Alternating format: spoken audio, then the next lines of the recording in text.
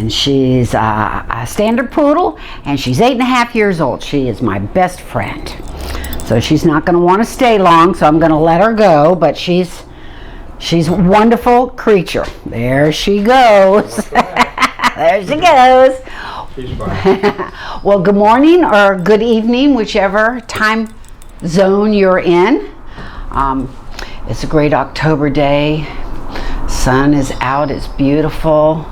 It's still warm in the day, about 70s, and at nights in 50s, good sleeping weather. So I hope that all of us are enjoying the fall weather. I'm going to start this morning with life isn't always what we expect it to be, or even what it appears to be.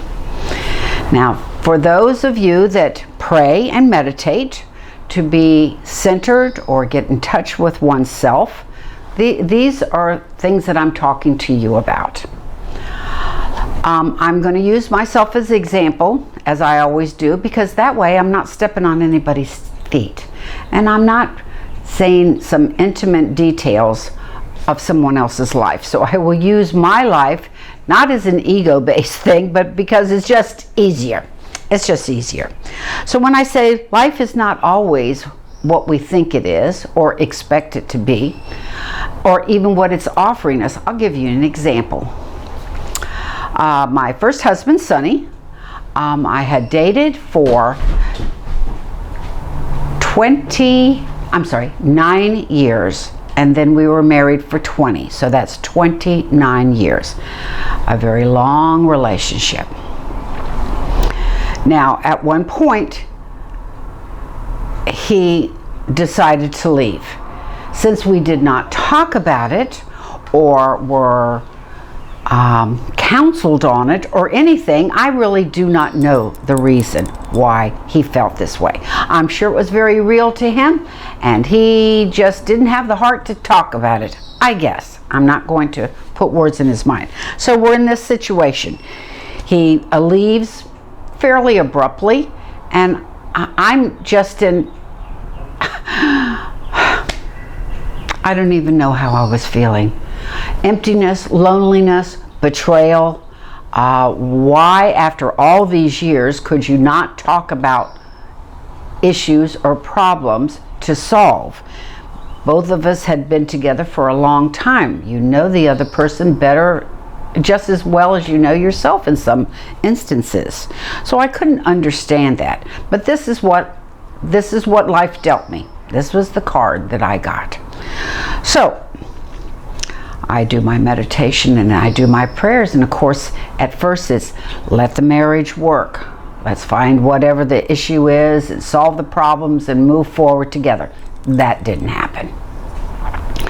Then it came to a point was, okay, I need to heal myself emotionally and mentally, because this is a long time that you invest in someone. This is not something you're going to get over quickly. So now I turn my thoughts and my prayers and my meditation to myself and about myself. So in doing that, the biggest topic that I had to overcome was forgiveness. Forgiveness. I think it's the second hardest thing in life to do. We all justify. He deserved that. She deserved that. They treated me wrong. Why couldn't we work it out? It's always an anger against another person. And also an anger about yourself. Why did you put up with it? Why are you feeling the way you are? Why can't you get over it? I mean, there's like a zillion questions.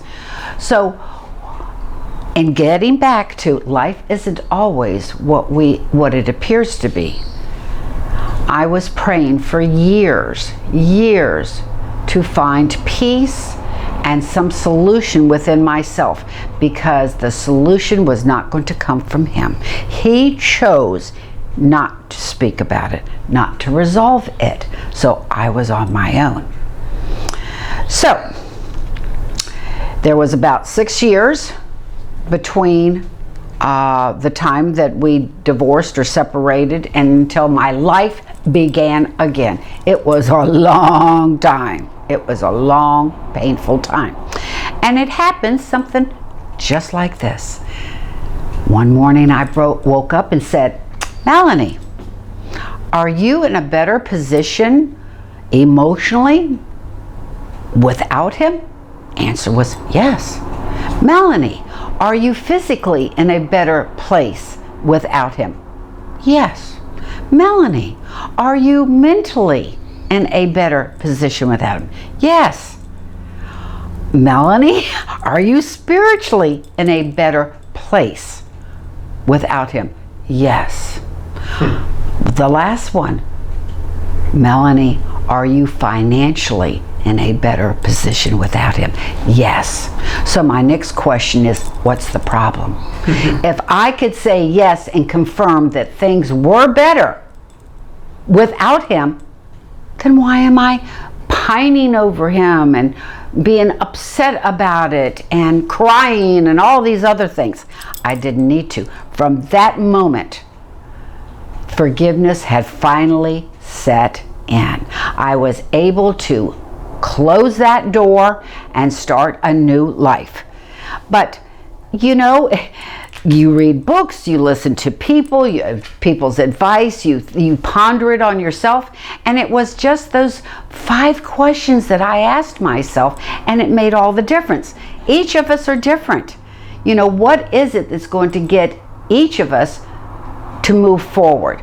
Life is full of divorce, disappointments, monetary failure, health issues. We all have them. All of us have them at some point in our life, if not more than once. So my original thought was, life isn't always what it appears to be. Now, the day that he walked out was much different from the day and when I asked those questions. I had worked on myself to the point where I was finally able to get past that, which means anybody can do exactly the same. So when you have issues and you don't think that your prayers or your meditation requests are being answered, I'm telling you, they are. It's just a matter of timing, and that's it.